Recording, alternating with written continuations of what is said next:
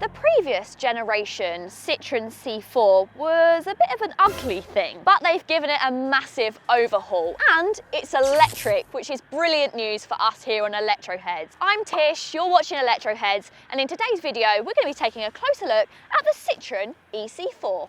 Citroen can never be accused of not having quirky, interesting styling, and that continues with the Citroen e-c4. A lot of people probably won't like the look of this car, but I really do love it. I love that coupe SUV style. But Citroen don't actually say that this is an SUV. They compare it to more something like a Renault Zoe or the Corsa E. But actually I think having that ride height gives you a little bit of extra space to look over the road. You've got these sleek, stylish headlights, but then you've got the really nice light clusters underneath.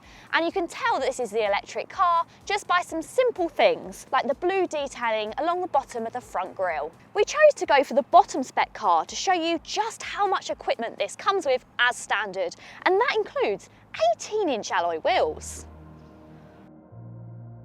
The back is just as stylish and interesting as the front. It reminds me a lot of a Toyota CHR, and that's not at all a bad thing. You've got this great spoiler, which does look fantastic from the outside, but does impede your view a little bit on the inside.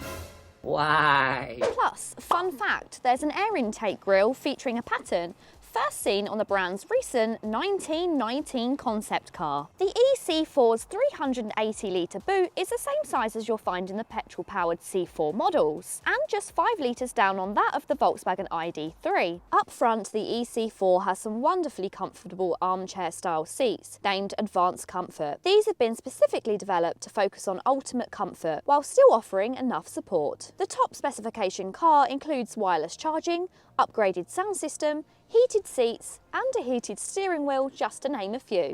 Space in the front here isn't the best due to this being based on an ICE platform. However, storage is really optimised. I've got some storage in the armrest, a couple of decent cup holders. Over here I've got some storage with some under cubby holdings. I've also got somewhere that I can pop my mobile phone. There's also a glove box with a little bit of storage in it, but you've also got a handy drawer above the glove box. And inside here, you wasn't supposed to see that. Inside here, you actually have a drawer for an iPad. So you store your iPad in here, and then just above there's a little compartment. Pop that out, you can slot your iPad onto this, and that means that your kids or you can watch movies whilst the car's charging. How handy. You get 2 decent sized screens. You've got your infotainment system, and then you've also got your digital instrument cluster. On top of both of these, you also get a head-up display as standard, which I think is really impressive. Another great thing is, as we've kind of evolved with cars, Citroen were one of the first people to ditch their physical climate control dials, and it split opinions. A lot of people on the old C4 hated it. Well, guess what? When other brands have gone to no digital ones, we are back with physical dials, which I'm so happy to see. And these feel really good quality as well. But there are some negatives about this infotainment system. And for me personally, I feel like it's a decent size. However, when you go on your Apple CarPlay, as you can see, it doesn't take up the full screen. You have these sections down the side, which is a bit of a shame.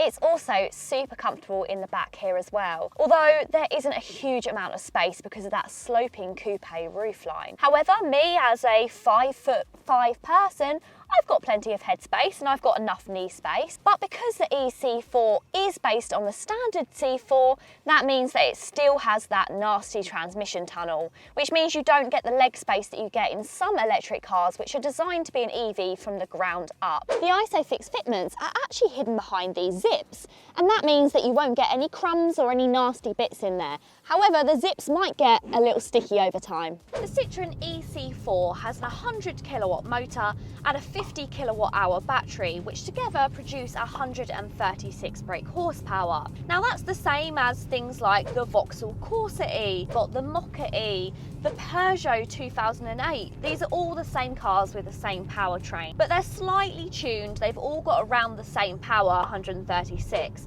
but each one is slightly tuned for a different thing. And to be honest, the the Citroen C4 is probably the one that's most tuned away from the power side. This car really has that aim of comfort and not particularly being powerful, and that's definitely shown through the 3 different functions as well. So you've got 3 driving modes: a normal, a sport, and also an eco. The sport will make the car slightly more responsive. It will give you all the use of that 136 brake horsepower. You've then got the normal mode, which is probably what you're going to have it in most of the time. It is responsive, but not quite as responsive as a lot of other electric cars on the market. And then you have eco.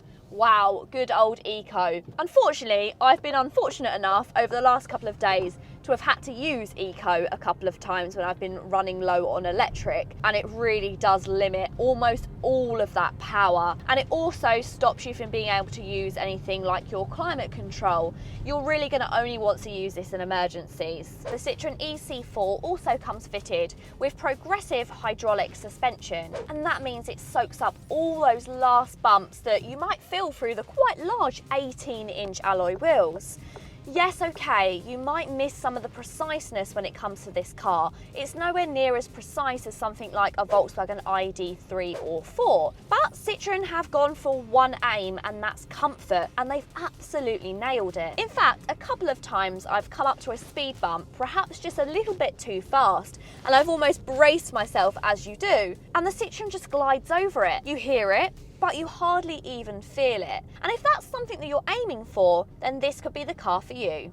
Again, something that surprised me is, despite that it's on those 18-inch alloy wheels, I know I keep going on about it, but you would expect there to be some road noise. However, just like the Peugeot E2008, the e-c4 is fantastic when it comes to road noise. It's really quiet and settled in here. In fact, once you get out onto an open road, the only real noise that you can hear is people whooshing past you. So let's chat about range. The Citroen e-c4 gets 217 miles of claimed WLTP range. However, in reality, it's not really been achieving this. In experience, I found that at low speeds, when you're going on short journeys, the Citroen e-c4 is fantastic at maintaining that range. But as soon as you get above around 50 miles per hour, and on the cold days like we're having at the moment, you really start to see that range deplete, which is a shame, because otherwise I found this to be a brilliant car, especially if you're not somebody who's chasing that speed. You want a car that's comfortable, it's fantastic at that, but the range does let it down slightly. The good news is Stellantis do have plans to make some changes to the Citroen e-c4, which are going to help with range capabilities, and these include: first up is the addition of a hydrometric sensor combined with new heat pump settings that have been optimised for the management of heating and air conditioning, saving battery life. And next up, the transmission system has also been further optimised thanks to a new final drive ratio and a change to the engine gearbox ratio to optimise driving range. However, I do have to note that if you're already an existing e-c4 owner, this won't be a change that you can have implemented to your car after purchase. When charging from home, if you've got a 7 kilowatt wall box, then it will take just over 7 hours to get you a full 0 to 100% charge on this car. If you wanted to use a 3-pin plug, which I wouldn't really recommend, it's going to take you more like 23 hours. So really, that's just for emergencies. However, the Citroen e-c4, like a lot of its other Stellantis brothers and sisters, will actually accept 150 kilowatt charging. And that means that I can pop to GridServe now and top up. One of these high power chargers and the Citroen e-c4 will go from 0 to 80% in just half an hour. This entry level Citroen e-c4 will set you back just over £33,000, with the top spec model coming in at just under 35. If you're looking for an ultra comfortable, quirky, stylish electric car for short journeys, then it seems like decent value for money, especially when you subtract the £2,500 current government grant. The Citroen e-c4 has got loads going for it. It's a great looking car.